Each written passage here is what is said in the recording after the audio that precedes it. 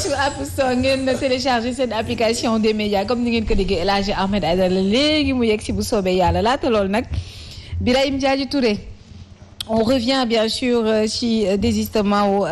Bougane Gueye Dany mi nga xamante ni génn na carrément ci Yewwi Askan Wi si on peut le dire comme ça mu nekk problème wu entre autres si on peut le dire requête sur logo bi entre autres. Logo couleur je pense que c'est beaucoup plus profond que ça ñu ngi ko fi wax fan yee passé il y a dans toutes les coalitions day am lu ñuy woowee ego ñenn ñi mën nañu am li ñuy woowee ego surdimensionné am na ñoo xamee ni peut-être seen ego du toll foofu mais je vais prendre le contre-pied de mon très cher ami Siré Sy sur l'attitude de Bougane et de sa coalition ci bi muy génn li nga xam ne moom mooy coalition Yewwi Askan Wi ndax déglu naa wala liir naa lii di résolution bu coalition Yewwi Askan Wi déglu naa tamit kàddu yi nga xam ne moom moo tukkee ci mouvement gëm sa bopp ak ki ko jiite di Bougane Gueye Dany d'emblée li mu njëkk wax moom par exemple mooy dañu ko yónni ne ko am nga sañ-sañu dem déglu ñi nga xam ne ñoom ñooy waa Yewwi Askan Wi am nga sañ-sañu signer au nom de la coalition au nom du groupe je pense qu'il est tout à fait logique mu jëm ci wàllu politique yore stratégie boo xamee ni tey waruñu ko suul ndax dafa am ambition gis nga Yacine dans toutes les coalitions depuis Mathusalem dafa am ñett jàpp ñeenti groupe yuy feeñ ci coalition li ñu woowee les ambitieux les frustrés les revanchards et ce qu'on pourrait appeler les faire-valoir les ambitieux mooy ñi nga xamee ni tey bu ma jëlee coalition Yewwi Askan Wi ak yeneen i coalition mooy ñi nga xamee ni peut-être c'est leur première participation à des joutes électorales mais am nañu jàpp nañu force boo xamee ni war na leen mën a yóbbu ñu am lenn ci élection ce sont les mouvements par exemple tey gis naa ci Yewwi Askan Wi ay mouvement yu ci fës bokk na ci mouvement yooyu ci nekkoon wala yu ci nekk gëm sa bopp qui est un mouvement d'abord avant d'avoir peut-être des gens politiques ci ginnaaw bokk na ci mouvement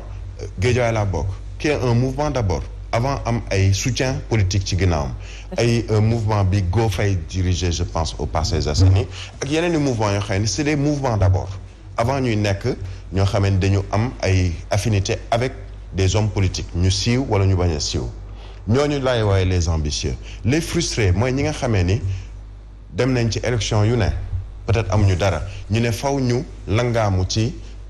kuréel gu dëgër boo xamee ni peut-être buñ ci langaamoo dañu am dara muy ci élection législative wala ci élection locale wala ci élection bu mën a doon mën nañ cee siggi am ci dara am ñu ñuy wooyee nag les revanchards ñoo xamee ni dafa am lu jiitu ci ay élection muy élection locale wala législative wala présidentielle yoo xamee ni dañ cee sentir ni dañ leen a tooñ wala dañ leen a beddi wala la ñu waroon a am amuñu ko te li ko waral mooy ka nekk ci kanam ñu ne nag kii faw ñu fay won ko ni beddi nga ñu wala jële nga ñu fi dinañ la won ni ñun am nañu doole c'est le cas par exemple su may jël Yewwi Askan Wi de Ousmane Sonko qui a une revanche à prendre sur le régime de Macky Sall nga xamee ni amul luñ ko tegul ci lu naqari wala lu metti c'est le cas de Khalifa Sall qui a beaucoup perdu également ci régime u Macky Sall il y a une revanche à prendre sur le plan politique ñu jàpp ni war nañ ko jël sur le plan politique ci kanamu Benno Bokk Yaakaar ci kanamu Macky Sall am nag ñuy woowee les faire valoir mooy ñi nga xamee ni coow li mooy seen tur ak seen sant sax xamuñu leen mais faw ñu bokk. faw ñu bokk. ñoom nañ léegi bokk bi xam nga lu koy indi. pour mën a am masse. massifiée. ñu ne y a 25 y a 30 y a 60 personnes 60 leaders qui sont dans la coalition am na ñoo xam ne bu ñu leen tuddee seen tur sax da nga naan kii fan la. waa fan la sax ban fan la am base am wala yu mel noonu. ce qui est valable pour coalition Yewwi Askan Wi noonu la valable tey ci coalition Gëm Sa Bopp bi ñu taxawal. il est dans son rôle. et sur le plan stratégique. dafa am li ñu naan wolof Njaay da ko tënk bu rafet ñaari koy du ñu bokk benn mbalka mais ñoom ñaar parce que coow li depuis hier tu entends même Bougane dans son discours enfin dans son face à face avec la presse ne citer que le nom de Khalifa Ababacar Sall. Mais au fond derrière Khalifa Ababacar Sall il y a Ousmane Sonko. Ousmane Sonko mooy lees waxul boobu ñuy wax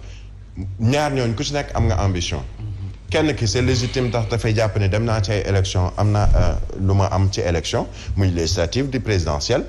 légitimement et légalement damay taxaw dëggal sama bopp keneen ki ne ni jàpp naa ni li ma wër ci àdduna li ma wër ci doomi aadama am naa ambition wu mën a pas diirante mbagg forcément mais mën naa taxaw am loo xam ne dinaa ko am ci élection yu ñu dëgg ma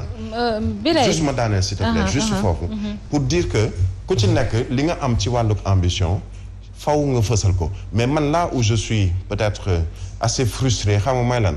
ñoom ñëpp dañoo bokk benn objectif bu ñu fësal mooy faire tomber la coalition Benno Bokk Yaakaar d'abord ci élection locale législative ak présidentielle ñu jëm comme ñoo bokk nag benn objectif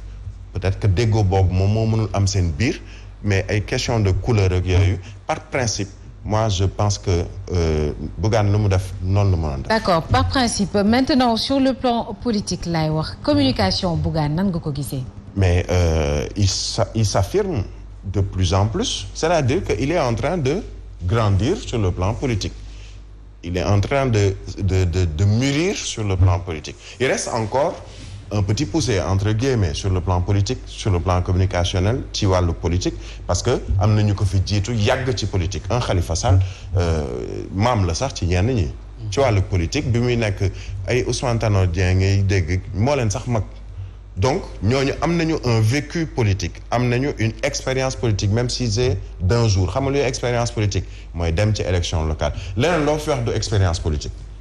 politique mooy dem ci ay élection muy présidentielle wala législative wala locale foofu nag ci ngay daanoo wala ci ngay am dara boo ci génnee nag am expérience boo xam ne di tax ba bu dee da nga war a rectifier nga rectifier mais je pense que